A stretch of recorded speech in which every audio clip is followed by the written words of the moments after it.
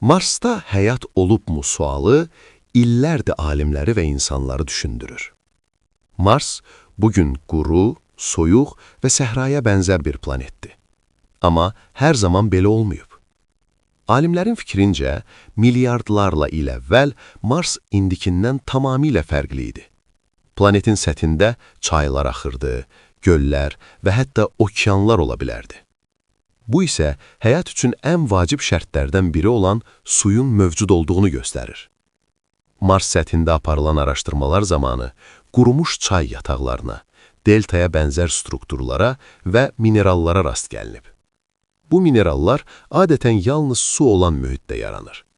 Xüsusilə gil mineralları Marsın bir zamanlar nəm və yaşamaq üçün daha uyğun mühitə sahib olduğunu sübut edir. Yer üzündə həyatın başladığı ilk yerlər də məhz su ilə zəngin olan mühitlər olub. NASA-nın göndərdiyi roverlər Mars torpağını və qayalarını analiz edib. Bu analizlər nəticəsində orada üzvi maddələrin izlərinə rast gəlinib. Üzvi maddələr birbaşa həyat demək olmasa da, həyat üçün lazım olan əsas tikinti daşları hesab olunur. Bundan əlavə, Mars atmosferində vaxtaşırı metan qazı aşkar edilib. Yer üzündə metanın böyük bir hissəsi canlılar tərəfindən istehsal olunur. Marsda metanın mənbəyi hələ də dəqiq bilinmir və bu, böyük bir sual işarəsi yaradır. Alimlərin ehtimalına görə, Marsda həyat olubsa belə, bu ağıllı varlıqlar yox, sadə mikroorqanizmlər səviyyəsində olub.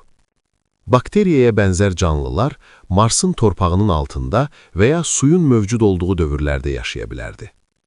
Planet zamanla maqnit sahəsini itirib və günəş küləkləri Marsın atmosferini tədricən yox edib. Nəticədə su buxarlanıb və həyat üçün əlverişli şərait aradan qalxıb. Bugün Marsda həyatın olub-olmadığını qəti şəkildə demək hələ mümkün deyil.